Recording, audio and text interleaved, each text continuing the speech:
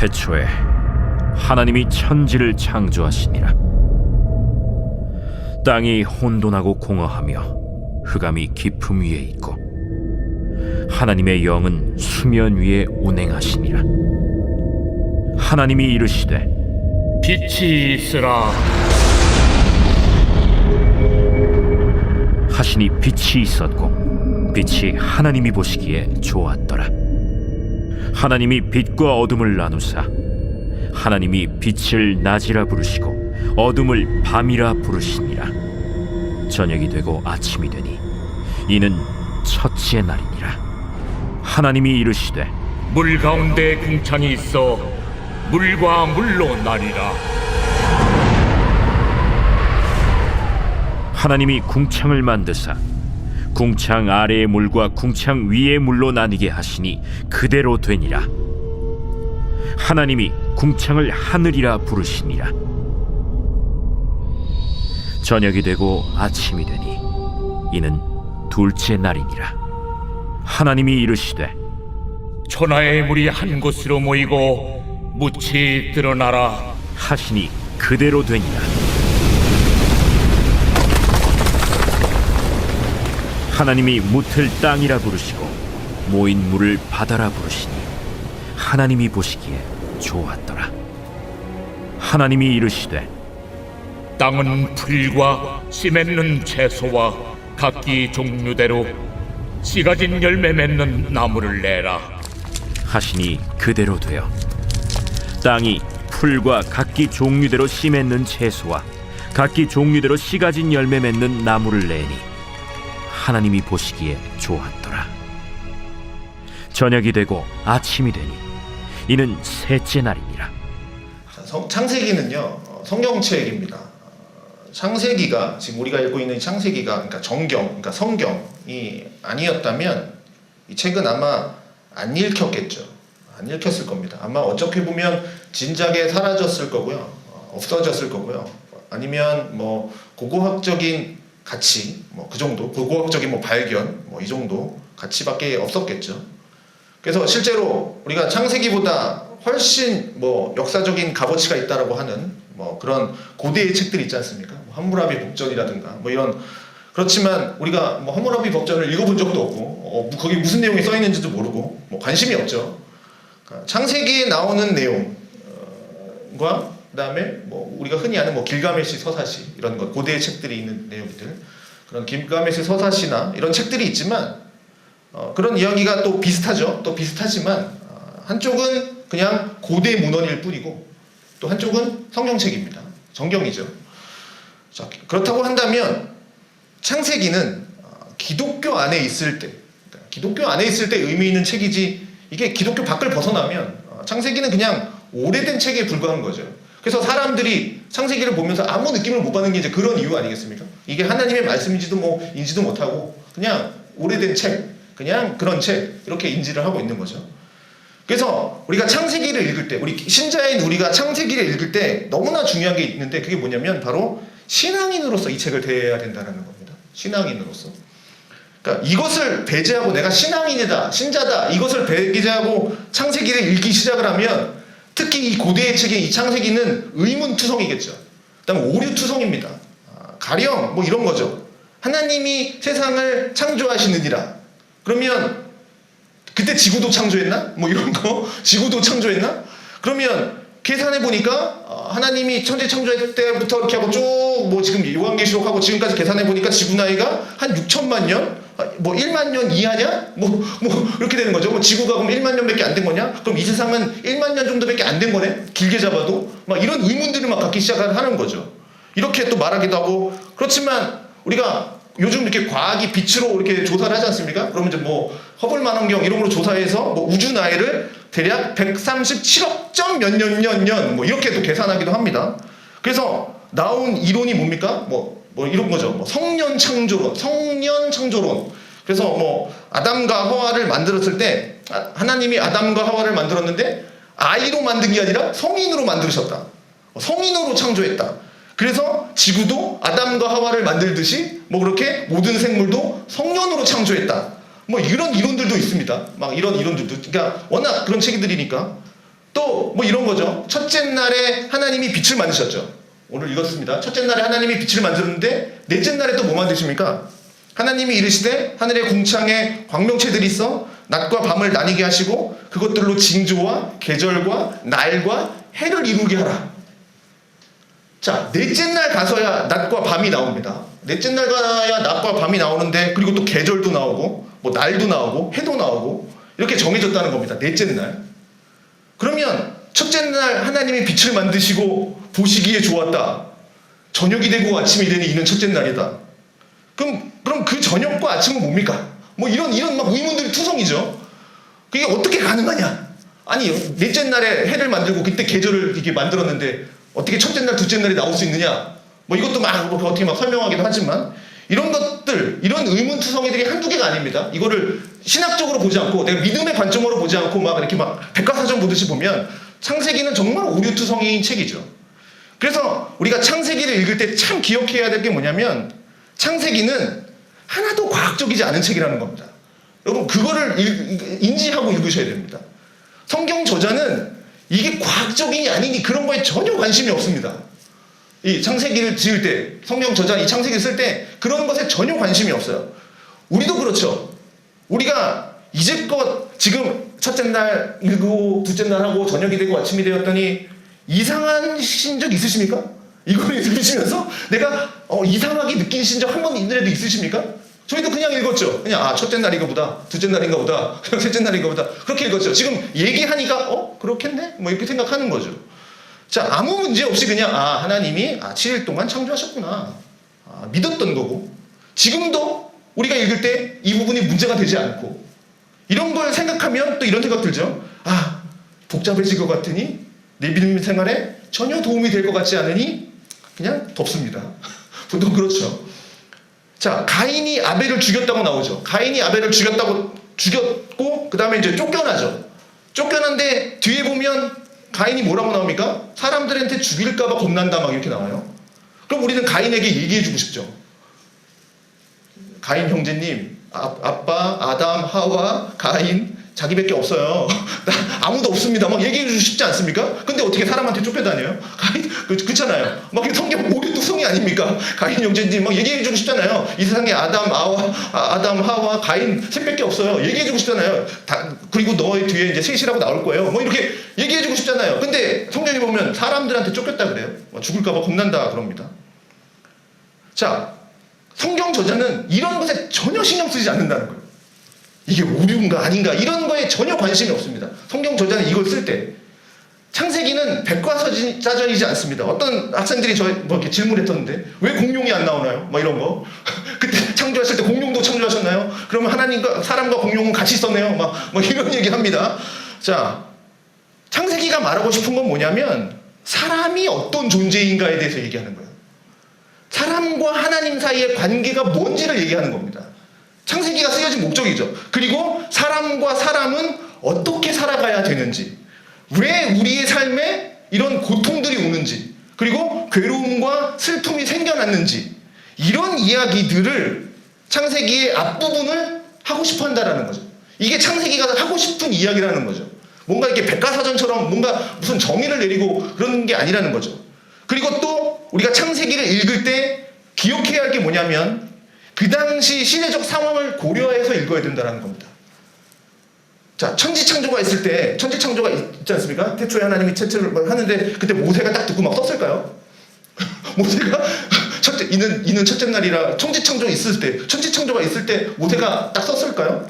첫째 날이 이런 일이 있었고 둘째 날에 이런 일이 있었고 그때 모세가 같이 막 썼을까요? 아니겠죠. 이때 모세가 태어나지도 않았겠죠. 이건 분명히 이 창세기는 후대에 기록됐을 겁니다. 그렇지 않겠습니까?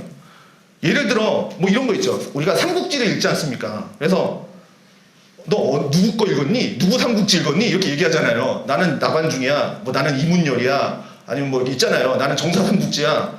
그래서 뭐 이렇게 다 다르지 않습니까? 인물은 똑같은데 똑같은 조조를 놓고 그리는데 다 다르지 않습니까? 그죠? 우리가 그럼 한산이라는 영화 이순신 보면 이렇게 이순신 3부작 해갖고 다 다르잖아요. 이순신이 한 명인데 이순신은 한 명인데 다 다르게 그리지 않습니까? 자, 같은 인물이지만 누가 집필하느냐에 따라서 그 인물에 대해서 달라지죠. 마태마가 누가복음도 그렇듯이 또 시대 상황에 맞게 인물이 그렇게 각색되어지고 다듬어지겠죠.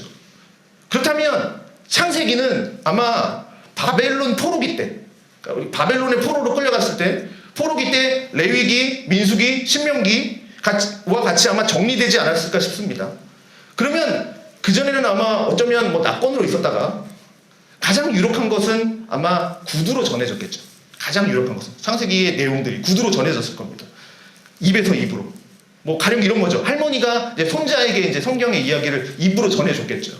우리 조상들은 이랬단다 하면서 이렇게 전했을 겁니다. 구두로. 그러면서 이게 사람에 따라서 구두로 전해지다 보니까 이야기하려는 주제는 변하지 않지만 하나님이 우리를 창조하셨다, 하나님이 우리가 이끄신다 라는 주제는 변하지 않지만 주제를 뒷받침하기 위해서 사람에 따라서 그것들이 각색되어지고 첨가되고 어떤 것들은 뭐 삭제되어지면서 어느 순간 이게 정리가 됐을 겁니다. 창세기가. 자, 그리고 그 글이 기록되던 시기에 이 신앙 공동체, 이 바벨론 신앙 공동체가 이거는 하나님이 우리에게 가르쳐 주신 거야, 이거는 하나님의 말씀이야 라고 깨달게 되면서 그때부터 이제 아마 글이 안 바뀌었을 겁니다. 딱 이제 정리가 됐겠죠. 그전에는 구두나 이렇게 필사로 정리해 오다가, 자, 그것이 아마 빨라야 바벨론 포로기 거다라고 우리가 보통 추측을 합니다. 자, 오늘날의 이제 창출 내미신 이 5가지 책을 연구하는 연구자들의 이제 공통적인 견해입니다. 자, 그래서 우리가 창세기를 읽을 때 중요한 것 중에 하나가 뭐냐면 바벨론 포로기 때의 이스라엘의 형편을 알아야 되는 겁니다. 우리 시대에서 창세기를 읽으면 안 되고 이스라엘 백성들, 그때 바벨론 포로기 시대의 이스라엘 백성들이 바라보는 창세기의 관점, 그 관점으로 창세기를 썼겠죠. 그때 당시 어떤 상황이었습니까? 나라가 망했죠. 나라가 망하고 나자 이스라엘 백성들은 어떻게 합니까? 자기들이 처한 현실들을 이제 막 괴로워하기 시작하죠. 동시에 이렇게 생각했을 겁니다. 우리가 왜 망했지? 이 나라가 왜 망했지? 막 반성을 하겠죠. 그리고 하나님이 약속하신, 이거 하나님이 약속하신 땅인데, 아브라함에게 약속하신 땅인데, 근데 그 땅에서 쫓겨납니다. 그리고 이제 나라가 망해버렸어요. 그럼 생각하겠죠. 나라라는 게 무엇인가? 하나님이 주신 그 나라라는 게 무엇인가에 대해서 다시 생각해 보게 되고, 그리고 앞으로 그럼 우리는 어떻게 살아야 되지? 그때 생각했던 것이 바로 이거였던 거죠. 이스라엘의 정체성이었다라는 겁니다. 우리는 어떤 사람인가? 하나님이 우리 조상 아브라함에게 하신 약속이 뭔가? 그래서 창세기의 주된 내용이 뭐냐면 우리와 언약을 맺으신 그 하나님은 세상의 창조자다. 또 다른 사람이 아닌 우리의 하나님이다. 그 창조자이신 하나님이 우리의 하나님이다. 또 언약의 하나님이시다. 그분이 우리의 구원자 여호와시다. 이것을 알리기 위해서 보여주는 계시의 책이 바로 창세기라는 겁니다. 이 관점으로 우리가 읽어야 돼요. 막 읽으면서 이게 뭐야 막 이렇게 읽지 마시고. 그래서 창세기 1장을 통해서 계시된 하나님은 뭐냐면, 창세기 1장을 통해서 계시된 하나님은 당연히 창조주 하나님이겠죠. 이 모습을 계시해 주시겠죠. 그래서 우리의 하나님이 이 세상을 창조하신 분이고 이 우주를 창조하신 분이다. 태초에 하나님이 천지를 창조하셨다. 그 하나님이 천지를 창조하셨다. 그러면 뭐 태초가 언제냐? 뭐 이것도 막 나오는데 도대체 이 태초가 언제냐? 천지는 뭐냐? 뭐 이렇게 나오는데, 자, 이거 다 생략하고 이건 이제 신학자들이 할 얘기니까, 자, 천지를 창조할 당시가 어땠는가 우리를 봅시다. 하나님이 천지를 창조할 당시 땅이 혼돈하고 공허하며 흑암이 깊음 위에 있고 하나님의 영은 수면 위에 운행하셨다. 자, 하나님이 천지를 창조하실 때 어떤 상황입니까? 혼돈하고 공허하고 흑암이 깊음 위에 있는 이 상태는 어떤 상태입니까? 이 상태를 딱 한마디로 정의하면 무질서한 상태죠. 혼돈하고 공허하며 흑암이 깊음 위에 있고 무질서, 혼돈을 말하는 겁니다. 그곳에 하나님은 빛을 먼저 창조하시는 겁니다. 하나님이 이르시되 그 혼돈한 가운데 빛이 있으라 하시니 빛이 있었고 빛이 하나님 보시기에 좋았더라. 하나님이 빛과 어둠을 나누사 하나님이 빛을 낮이라 부르시고 어둠을 밤이라 부르시니라. 저녁이 되고 아침이 되니 이는 첫째 날이라. 자, 혼돈과 공허, 흑암, 그러니까 그 혼돈한 상태, 그 좋지 않은 곳에서 하나님이 보시기에 좋은 빛을 창조하셨습니다. 빛은 뭡니까? 하나님의 속성을 드러내죠. 어두운 이 세상에 예수님이 빛으로 오셨죠. 혼돈과 공허와 흑암이 가득한 이 세상에 예수님은 빛으로 오셔서 어떻게 해요? 질서를 잡아가십니다. 하나님이 보시기에 좋은 세상을 만드신 것이죠. 자, 이렇게 첫째 날, 그리고 뭐 둘째 날, 셋째 날, 오늘은 이제 셋째 날까지 볼 건데, 셋째 날, 이렇게 흑암이 가득한 곳에 나누시고 분리하십니다. 이처럼 하나님께서는 하나님의 거룩한 백성들을 죄악된 세상과 분리하시는, 죄와 섞여 있지 않고 죄와 분리하신다라는 것을 우리에게 지금 보여주고 있는 거죠. 그렇다면 하나님이 악을 창조하셨나? 그럼 악도 창조하셨나? 이제 그 얘기를 하는 게 아니라, 그 얘기를 하면 이제 길어지니까, 하나님은 혼돈과 무질서 가운데 질서와 좋은 것을 창조하셨다. 이것만 기억해 주십시오. 자, 질서를 부여하신다라고 말하는 겁니다. 혼돈과 부질서 가운데 하나님이 질서를 창조하셨다. 그리고 6절이죠. 하나님이 이르시되 물 가운데 궁창이 있어 물과 물로 나뉘라 하시고 하나님이 궁창을 만드사 궁창 아래의 물과 궁창 위의 물로 나뉘게 하시니 그대로 되니라. 자, 둘째 날에는 이제 물과 하늘을 나누셨습니다. 어느 학자는 이 물이 도대체 어디 물이냐, 그래서 뭐 물이 하늘에 밑에 물도 있고 위에 물도 있었는데 이게 위에 노아의 홍수 때 위에 물이 다 쏟아졌다, 이렇게 이제 주장하는 학자도 있고, 어느 학자는 하늘 위의 물은 구름을 말하는 거다. 고대 사람들이 생각하기에 하늘에 물이 있었기 때문에 그 하늘에 물이 비로 내린 거다. 우리는 이제 구름에서 이제 비, 수증기 이거라고 생각하지만 고대 당시의 사람들은 이제 그걸 이해 못했으니까 구름에 있는 물이 이제 비로 내린 거다, 이렇게 생각한 거다. 그래서 하늘에 물이 있다, 뭐 이렇게 생각을 한 건데, 뭐 이건 이제 다시 얘기하지만 신학적인 주제니까 저희 이게 뭐가 맞다라고 얘기하지 않겠습니다. 자, 성경은 과학을 증명하는 책이 아니라 그랬죠. 자, 특이한 것은 둘째 날에는 보시면 하나님 보시기에 좋았다라가 없습니다. 자, 아마 나중에 노아 홍수 때 심판의 도구로 물을 사용하셔서 그런 게 아닐까 싶은 생각이 있습니다. 자, 셋째 날은 이제 물이 모아져서 바다가 되고 또 육지가 드러나게 됩니다. 하나님이 묻힐 땅이라 부르시고 모인 물을 바다라 부르시니 하나님 보시기에 좋았더라. 하나님이 이르시되 땅은 풀과 씨 맺는 채소와 각기 종류대로 씨 가진 열매 맺는 나무를 내라 하시니 그대로 되어 땅이 풀과 각기 종류대로 씨 맺는 채소와 각기 종류대로 씨 가진 열매 맺는 나무를 내니 하나님이 보시기에 좋았더라. 자, 하나님이 종류대로 만드셨습니다. 여기 중요한 게 이제 나오는 거죠. 종류대로. 씨 맺는 채소대로, 종류대로, 각기 종류대로. 자, 원숭이가 진화돼서 인간이 되었다? 아니죠. 하나님은 종류대로 만드셨습니다. 꼬리가 짧아져서 태아가 돼갖고 뭐 인간이 되었다? 아니죠. 하나님은 하나하나 독립된 개체로 만드셨습니다. 이걸 기억하시기 바랍니다. 특이한 것은, 그러니까 식물을 만드셨잖아요. 식물을 만드셨는데 식물에는 솔직히 말하면 나무도 있고 뭐 풀도 있지 않습니까? 근데 여기에 기록된 것은 뭡니까? 농작물만 기록되어 있습니다. 과학적으로 이것만 창조했다 이 얘기가 아니라 인간에게 유익하고 필요한 농작물만 나열된 겁니다. 필요에 의해서 이것만 적은 거예요. 여러분 아까 얘기했잖아요. 성경은 이렇게 전해지면서 삭제되고 생략되면서 주제를 더욱더 한다고. 그리고 나눈 것 위에 넷째 날부터 이제 이렇게 나눴잖아요. 셋째 날까지. 그리고 이제 내일 볼 이제 넷째 날부터는 이 나눈 것 위에 이제 채우십니다. 궁창을 나누시고 거기에 빛을 내우시죠. 그다음에 이렇게 채웁니다. 자, 적용하면서 마치도록 하겠습니다. 하나님은 우리의 삶도 이렇게 다루신다라는 겁니다. 태초에 하나님이 천지를 창조하실 때 땅은 혼돈하고 공허하고 흑암이 깊음 위에 있었습니다. 하나님은 그 혼돈을 말씀으로 빛과 어둠을 나누셨습니다. 그리고 나누신 그 공간을 이제 채워나가십니다. 하나님은 지금도 동일하게 우리에게 역사하신다는 거죠. 우리 삶 가운데 말씀으로 빛을 비추십니다. 그래서 우리 안에 무엇이 하나님에게서부터 온 것이고 무엇이 나의 옛사람, 그 옛사람으로부터 나온 것인지를 분리하게 하십니다. 말씀으로 우리에게 비추셔서 빛과 어둠을 나누신 것처럼 진리와 거짓을 내 속에서 나누시고 믿음과 두려움으로 나누시고 하나님의 뜻과 내 욕심을 나누십니다. 말씀을 통해서.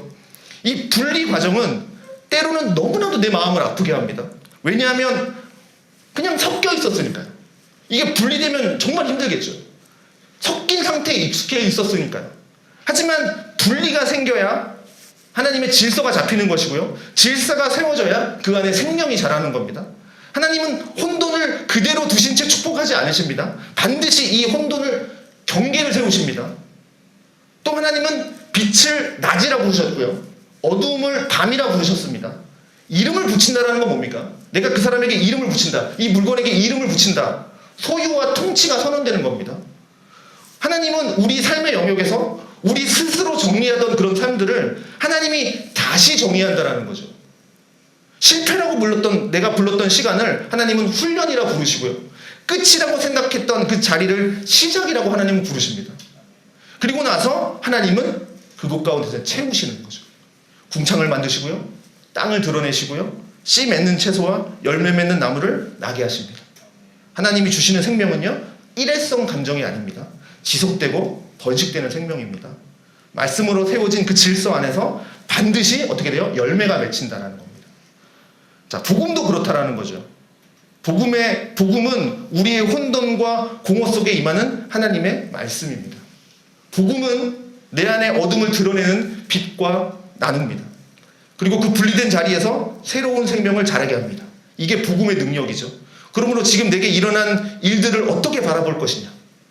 그게 바로 그리스도의 복음으로 해석하는 일이 너무나도 중요합니다. 지금 우리 삶에 혼돈이 반복되고 있다면 그것을 단순히 실패나 심판으로만 해석하지 마시고 하나님은 우리를 창조의 방식으로 지금 다시 빚고 계실지도 모르겠습니다. 아직 채워지기 전일 수 있습니다. 지금 분리하고 계시는 과정일 수 있겠습니다. 하나님은 나누시기만 하시는 분이 아니라 반드시 나누신 후에 채우시는 분이라는 것을 기억하십시오. 오늘도 하나님의 말씀이 임하면 내 안에 있는 혼돈은 생명과 분리될 겁니다. 두려움은요, 믿음과 구별될 거고요. 욕망은요, 소명과 나뉘게 될 겁니다. 그리고 그 분리된 자리에서 하나님이 심으신 그 씨가 생명이 자라나게 될 겁니다. 하나님 말씀 안에서 이렇게 빛과 어둠을 나누시고 땅이 드러나고 씨가 뿌려지는 이 창조의 날이 되기를, 매일의 삶이 되기를 주님의 이름으로 축원드립니다.